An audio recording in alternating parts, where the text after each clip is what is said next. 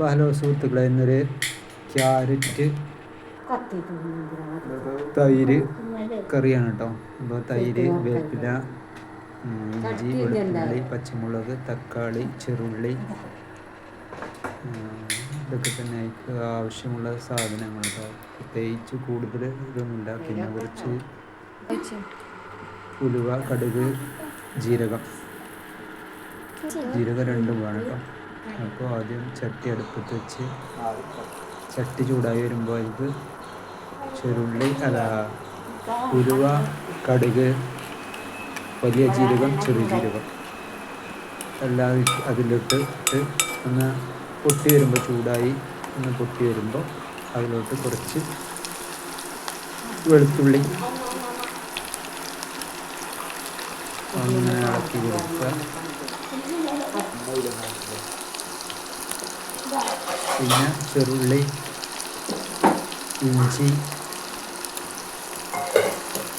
എല്ലാം അതിലിട്ടിട്ട് ഒന്ന് മൂപ്പിച്ചെടുക്കുക. മൊത്തം ഒരുമിച്ചിട്ട് മൂപ്പിച്ചെടുത്താലും മതി, ഒന്നുമില്ല.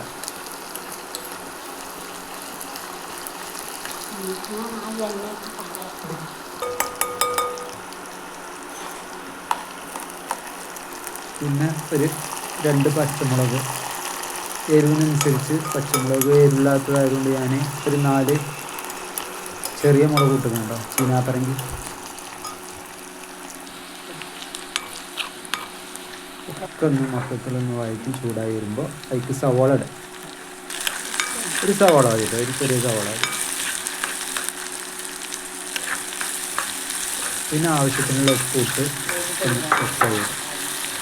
സവാള ഇട്ട് ഉപ്പിടുമ്പോൾ പെട്ടെന്ന് വേവായി വരും. അതിനാണ് ഉപ്പൊക്കെ ഇട്ട്. പിന്നെ കുറച്ച് മഞ്ഞൾപ്പൊടി, അത് മതി കേട്ടോ. വേറെ മസാലകളൊന്നും അതിക്ക് ആവശ്യമില്ല, മഞ്ഞൾപ്പൊടി മാത്രം മതി. പിന്നെ തക്കാളി ഇടാം. തക്കാളി പച്ച നൈസായിട്ടാണ് അരിഞ്ഞതും. പിന്നെ കുറച്ച് വേപ്പില, ഒരു 2 വേപ്പില മതി. മൊത്തം ഒന്ന് ശരിക്കും അങ്ങോട്ട് വേവിച്ചെടുക്കുക. എന്നിട്ട് അതിലേക്ക് നമ്മൾ അരിഞ്ഞ് വെച്ച ക്യാരറ്റ് പച്ച വൈസായിട്ട് അരിയാണ് കേട്ടോ. നാലായത് കിടന്ന് തീ ഓഫാക്കുക. അതിലോട്ട് തൈര് വയ്ക്കുക.